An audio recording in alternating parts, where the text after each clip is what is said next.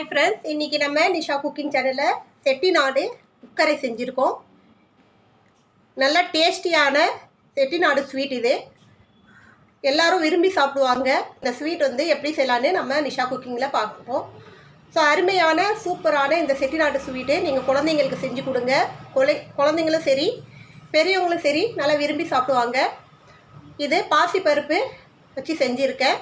So சூப்பரான டேஸ்டியான Chettinad sweet எப்படி செய்யலான்னு வாங்க பார்க்கலாம். இது பார்க்குறதுக்கு முன்னாடி எங்கள் சேனல் லைக் பண்ணுங்கள், ஷேர் பண்ணுங்கள், சப்ஸ்கிரைப் பண்ணுங்கள், பெல் பட்டன் ஆன் பண்ணுங்கள், கமெண்ட் பண்ணுங்கள் எப்படின்னு சொல்லிட்டு வாங்க இந்த செட்டிநாட்டு உக்கரை எப்படி செய்யலான்னு பார்ப்போம். செட்டிநாட்டு உக்கரை செய்கிறதுக்கான தேவையான பொருட்கள்: பாசிப்பருப்பு ஒரு 50 கிராமு, அதே அளவுக்கு ரவா, பாசிப்பருப்பும் 50 ரவாவும் 50 கிராம் எடுத்துக்கணும். வெல்லம் வந்து டபுள் மடங்கு எடுக்கணும், 100 கிராம் எடுத்துக்கணும். ஸோ தேவையான அளவு தேங்காய் துருவி வச்சுக்கோங்க. நான் வந்து இதை ட்ரை விற்குமே தேங்காய் கடையில் ட்ரை தேங்காய் துருவல் அது வாங்கியிருக்கேன்.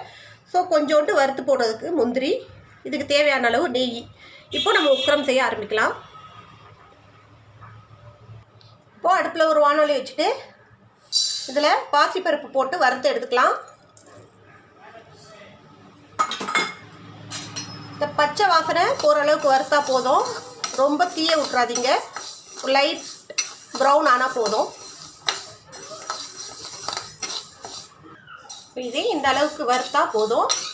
ஸோ இதுலேருந்து ஒரு மாதிரி வாசனை வருது பாருங்கள், அந்த அளவுக்கு வறுத்தா போதும், தீயக்கூடாது. இப்போ ஸ்டவ் ஆஃப் பண்ணி விட்டு நம்ம இதை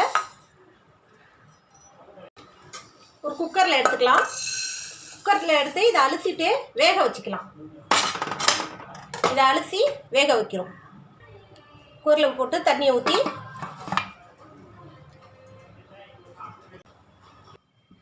பருப்பு வேகிறதுக்குள்ளே இன்னொரு பாத்திரத்தில் வெல்லத்தை போட்டு வெல்லம் முழுகிற அளவுக்கு தண்ணி ஊற்றிக்கிங்க. வெல்லம் கரைச்சி மட்டும் தான் எடுக்கணும், நம்ம வந்து பாகு பதெல்லாம் தேவையில்லை. சும்மா கரைச்சி எடுக்கணும், அதில் உள்ள தூசியெல்லாம் இல்லாமல் இருக்கிறதுக்காக, வடிகட்டுறதுக்காக.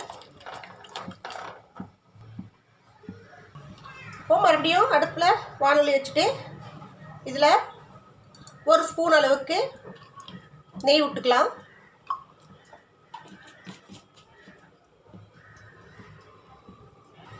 இப்போ இந்த நெய்யில் முந்திரியை போட்டு வறுத்து எடுத்துக்கலாம்.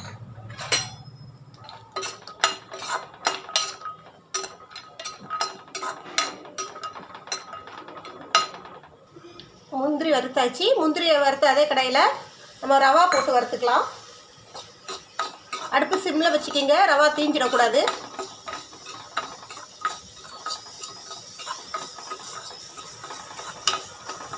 இப்போ இந்த ரவா வறுக்கும் போதே நம்ம இந்த தேங்காய் துருவலும் அதில் போட்டுடலாம்.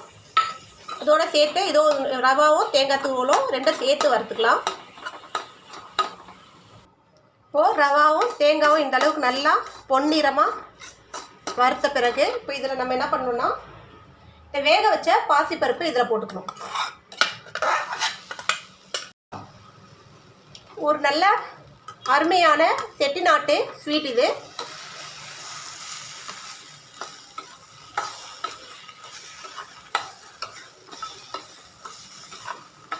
அடுப்பை சிம்லேயே வச்சுட்டு இந்த மாதிரி நல்லா இதை மிக்ஸ் பண்ணிகிட்டே வாங்க.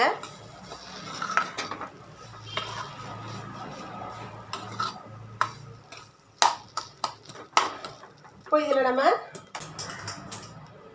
கரைச்சி வச்சுருக்க வெள்ளை கரைசலை போட்டுக்கலாம்.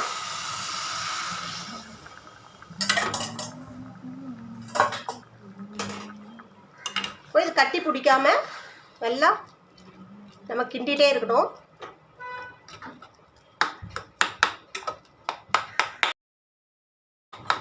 இதில் கொஞ்சமாக ஏலக்காய் பொடி போட்டுக்கலாம்.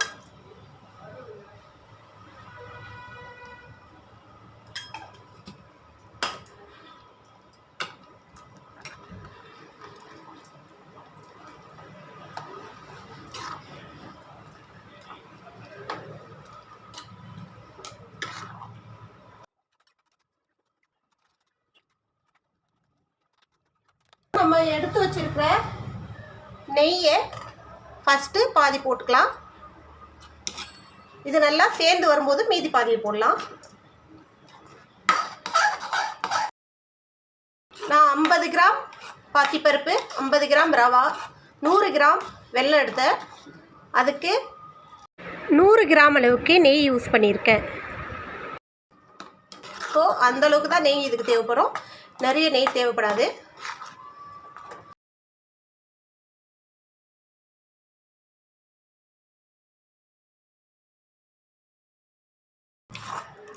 அடி பிடிக்காம கிண்டிகிட்டே இருங்க.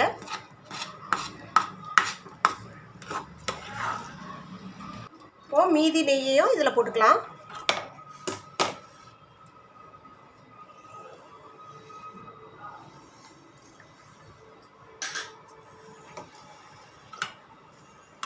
இப்போ நம்ம இதை அப்படியே கைவிடாமல் கிண்டிகிட்டே இருக்கணும். நம்ம அந்த நெய் வந்து சைடில் விடுற அளவுக்கு பிரிஞ்சு வரணும். அந்த ஸ்வீட்லேருந்து நெய் பிரிஞ்சு வர அளவுக்கு நம்ம இதை கொஞ்சம் கிண்டிகிட்டே இருக்கணும். ஒரு 10 நிமிஷம் இருக்கும். அப்போ தான் அந்த டேஸ்ட் வந்து கரெக்டாக நமக்கு அந்த செட்டிநாடு உக்கரம் டேஸ்ட்டு கரெக்டாக வரும். செட்டிநாடு உக்கரை.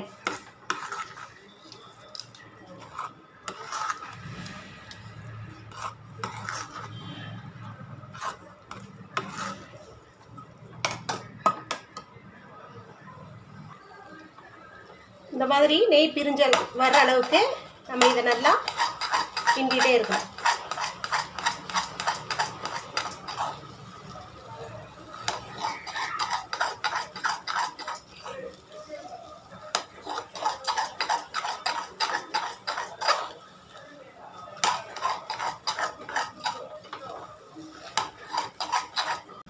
இதே போல் செட்டிநாடு குக்கரை நீங்களும் செஞ்சு பாருங்கள். நல்லா டேஸ்ட்டாக இருக்கும். ஒரு நல்ல ஹெல்த்தியான டேஸ்டியான செட்டிநாடு ஸ்வீட் இது. இது ஒரு தடவை செஞ்சுட்டிங்கன்னா மறுபடியும் உங்களுக்கே செய்ய தோணும். ஸோ இன்னொரு ரெசிபியோடு உங்களை சந்திக்க வரை உங்கள்கிட்ட விடைபெறுது உங்கள் நிஷா. எங்கள் வீடியோ கடைசி வரை பார்த்து உங்கள் அனைவருக்கும் மிக்க நன்றி. பாய்.